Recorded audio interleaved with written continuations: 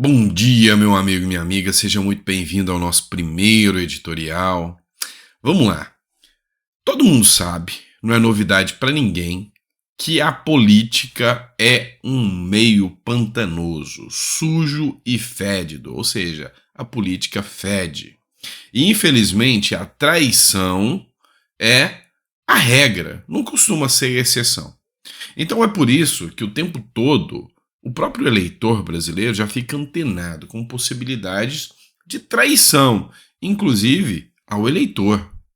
E aí teve uma matéria circulada no UOL e em vários outros jornais sobre o PL do ex-presidente Bolsonaro, em específico na pessoa do Valdemar da Costa Neto. Pois é, o líder do PL, o Valdemar da Costa Neto, que é o partido do Bolsonaro, declarou que se o Lula indicar o Flávio Dino, pode ser que o PL vote favorável. Essa declaração não agradou, não. Causou um alvoroço. E aí o Jorge Seife correu atrás para saber se isso era verdade ou não, e o Bolsonaro deu manifestação sobre isso. Nós vamos falar sobre esse caso aqui com vocês. Um dado novo também do governo Lula acabou de sair. Pois é, juntamente com uma pesquisa.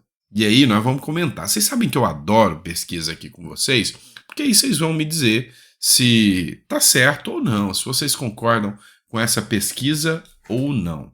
Vou até ligar o ar-condicionado aqui, que o tempo tá tenso aqui. Vamos lá, matéria da UOL, né? Valdemar da Costa Neto, líder do PL, partido Bolsonaro, que é hoje o maior partido de oposição ao governo Lula, pode votar a favor se Lula escolher Dino para o STF. O que ensejou essa inferição aqui do jornal UOL foi a resposta do Costa Neto. O que aconteceu? O Valdemar disse que, se for um cidadão preparado, abre aspas aqui bem grande, que é o caso, segundo o Costa Neto, devemos votar a favor. A declaração foi dada ao CNN Brasil. Olha, vamos lá. Vocês me desculpem, mas eu fui um crítico do PL ter votado a favor do Zanin. Uma grande questão é que a gente sabe que as votações têm a falta de transparência a ponto de serem votações secretas. Então, você não sabe como o seu senador votou na escolha do Zanin, que foi o advogado do Lula. E que, diga de passagem, em alguns pontos até surpreendeu, mais independente do que muitos que lá estão. A gente sabe disso. Mas, agora, o Flávio Dino, como ministro do STF, com o apoio do partido do Bolsonaro, o que aconteceu? Gerou indignação naqueles deputados da oposição, senadores da oposição, que quem escolhe o ministro do STF é o presidente, mas o Senado tem que aprovar. E aí os senadores que são da oposição, do próprio PL, ficaram indignados com isso. E aí, o primeiro a se manifestar foi o Jorge Seife. Escreveu o seguinte: tem coisa errada aí. Se estamos denunciando o, abre aspas, Jurássico em tribunais internacionais, como o PL vai apoiá-lo? É pegadinha do malandro? Só faço votos que o cidadão seja indiciado, julgado e condenado por seus crimes.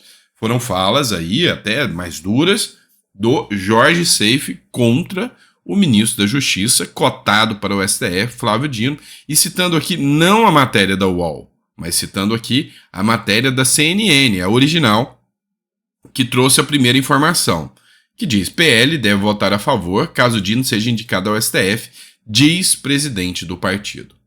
E aí, o próprio Jorge Seife também fez uma postagem de um áudio do Bolsonaro, provavelmente enviado à Revista Oeste aqui, e aí ele diz o seguinte, o Bolsonaro: confirmei ao presidente Bolsonaro, Dino no STF, não, nunca, jamais. Ouça o áudio aqui comigo. Olha aqui, eu tive contato agora há pouco com o presidente do partido e com alguns senadores do PL. O Valdemar disse que a indicação é do presidente da República, e é isso mesmo. Agora, a aprovação é outra história.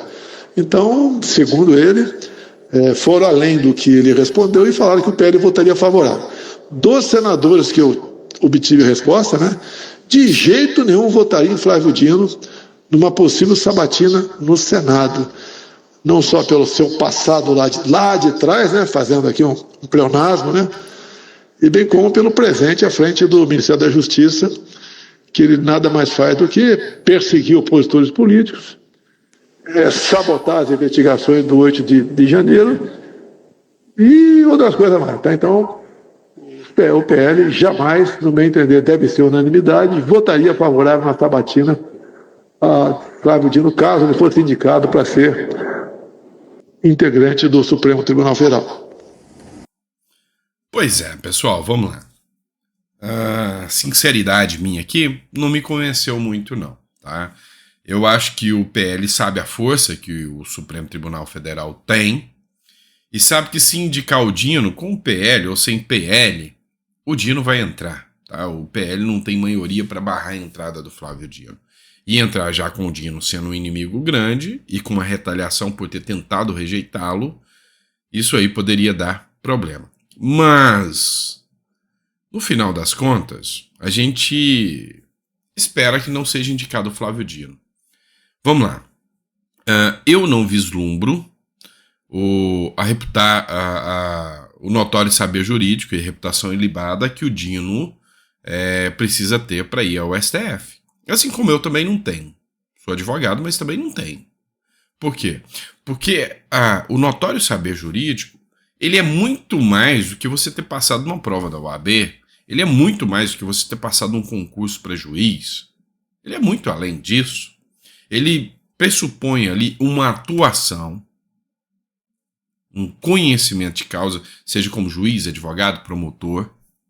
Ele põe ali, além disso, não é uma atuação. Para além da atuação, obras, conteúdos literários, influência acadêmica, tudo isso que o Flávio Dino não tem, assim como eu não tenho. Então, totalmente equivocado essa possibilidade de indicar Flávio Dino. E é até pela sua parcialidade mesmo. Flávio Dino tem uma postura política, é mais um político no STF. Se o intuito é despolitizar a corte, vai colocar um político lá dentro? Mais insano, impossível. E uma palavra mais desapropriada do que essa, do Valdemar da Costa Neto também, impossível. O Bolsonaro veio, tentou apaziguar, o povo viu como traição, os próprios senadores viram como traição essa fala do Valdemar da Costa Neto, e o Bolsonaro veio para apaziguar. Tá? Mas, sinceramente, não me convenceu muito que essa foi a intenção do Costa Neto, não. Tá? Eu acho que o Bolsonaro está aí tentando apagar o fogo que o Costa Neto criou. Vamos lá. Em discurso de posse, Barroso agradece a ex-presidente Dilma Rousseff. Matéria do Correio Brasiliense. O ministro Luiz Roberto Barroso foi empossado como presidente do Supremo Tribunal Federal, agradeceu a ex-presidente Dilma Rousseff por tê-lo indicado à corte. O magistrado chegou ao tribunal em 2013, após ser escolhido por Dilma e ter sido aprovado em sabatina realizada no Senado. Ele substitui Rosa Weber no comando da corte. Vamos lá, é preciso que a gente entenda. Esse tipo de postura precisa ser repensada na Constituição.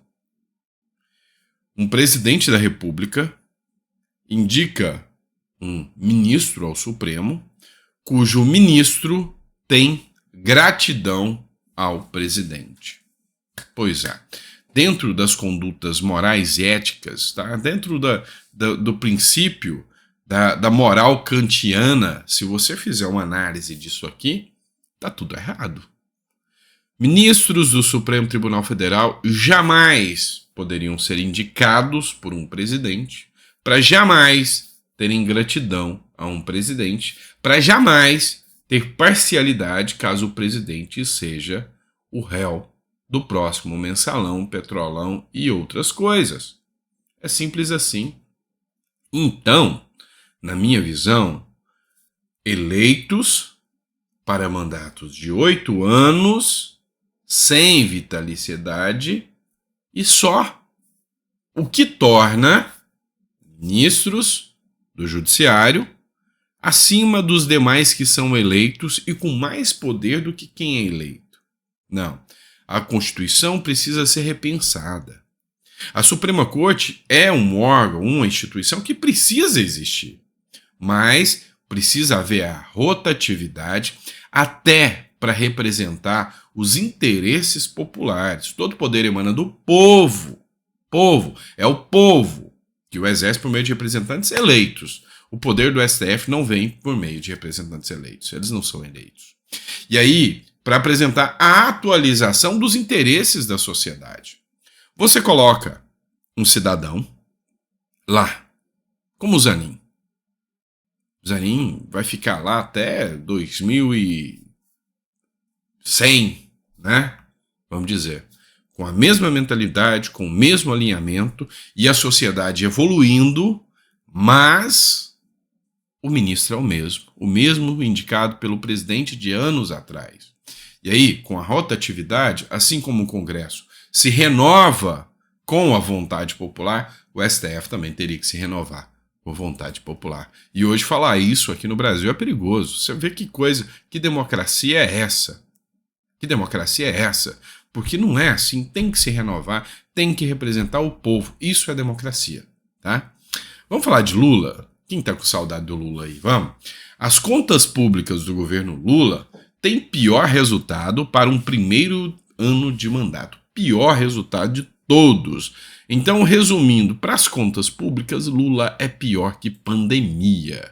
Aí, para você ter mais matéria, a primeira foi de Conexão Política, a segunda é da Band. Rombo nas contas do governo já supera 100 bilhões em 2023. O rombo nas contas públicas do governo superou 100 bilhões no acumulado de janeiro a agosto este ano, segundo o Tesouro Nacional. O déficit primário registrado foi de 103,56 bilhões. É o pior resultado para o período em 3 anos. Vale lembrar que 2020 foi o primeiro ano da pandemia de Covid. O primeiro ano. Lula, para as contas públicas, é pior do que a pandemia. Pronto. É a Band que falou aqui. Tá aqui, ó, tá comprovando. Pior resultado. E aí também, o Terra colocou aqui que tem o pior resultado. Ó, o déficit indica que o governo gasta mais do que arrecada no período até agosto, com Tesouro, Banco Central e INSS. Gasta muito mais do que arrecadou. E isso até agosto. Setembro, outubro, novembro e dezembro. Temos 4 meses pela frente ainda. Você acha que o rombo e o déficit vai parar no 103? Vamos encerrar até agora? Pode ter certeza que não. Aí você se pergunta, mas como que o governo consegue gastar tanto? Mas como? Vamos pegar o caso da Aniele Franco. A Aniele Franco é a ministra lá da Igualdade Racial lá. Ganhou 12 milhões para poder promover a igualdade racial. Desses 12 milhões, 6 milhões foram gastos com viagens. Ou seja, sabe aquela que pegou o avião da FAB, que custa 10 vezes mais do que um voo comercial comum, juntou uma turma inteira e foi ver o jogo do Flamengo sob a desculpa de assinar um termo de intenção que dá para ser assinado pela internet com um certificado digital. Pois é, meu amigo. É piada com a nossa cara. E aí vamos falar do esporte. Você deve se lembrar da Ana Moser. Foi uma grande, literalmente, jogadora de vôlei. Entrou no Ministério do Amor, o ministério que respeita as mulheres, e foi a segunda mulher a ser fritada do governo Lula para colocar um homem branco, rico e poderoso. Pois é. Só que agora, para você entender como é que o dinheiro público funciona, a Ana Moser foi dispensada do ministério. E aí, olha o que o UOL traz. Comissão de Ética aprova uma quarentena, ou melhor, um seguro-desemprego de R$41 mil por mês para a Ana Moser. O quê? Você não entendeu? Eu vou te explicar. Ana Moser estava no ministério, e aí ela foi retirada, colocaram um homem branco, para ela não virar turbilhão contra o governo Lula e começar a descer a lenha. Não. Vamos acalmar, Ana Moser. Vamos dar para ela quarentena. Não. Seguro-desemprego. Durante 6 meses, 6 meses. Ana Moser receberá a pequena bagatela de R$41 mil. Aí você vai falar, mas Sandro, você está criticando os gastos do Lula? Tô. Aí a grande questão é, a Xuxa disse que você é um idiota se você criticar os gastos do governo Lula. Então eu sou um idiota. Sou um babaca. Porque eu nunca vi um brasileiro... Me diz. Eu cancelo o canal, se for o caso. Se a população brasileira trabalhar 6 meses, for mandado embora depois de 6 meses e receber 6 meses de seguro-desemprego de R$41 mil. Se isso acontecer com todos, porque nós temos um princípio da igualdade, que fala que todos são iguais perante a lei. Todos são iguais perante a lei, sem distinção de qualquer natureza, sexo, raça, cor, origem, nem nada disso. Os outros brasileiros também recebem 41 mil por mês de seguro-desemprego depois de 6 meses e ter sido mandado embora sem justa causa. Porque foi sem justa causa, no caso dela. A causa foi colocar um outro lá para agradar o Centrão. Aí você vai me perguntar, mas por que o rombo da conta pública é tão alto? Porque tem gente ganhando 41 mil por mês. Tem ministro do Lula que ganha um absurdo já, mais de 40 mil por mês, participa de uma reunião de conselho há não sei quantos dias, de 15 em 15 dias, de mês em mês, de 3 em 3 meses, e ganha aí mais que o dobro do seu salário em troca. Ou seja, tira a bagatela de mais de 60 mil por mês, mais de 100 mil por mês, por participar de conselho. Aí, tem gente que diz que é pelo amor, né? Faz o L, meu amigo. Não é pelo amor, não. É você que paga toda essa patifaria. Pois é. Fazer o quê, né?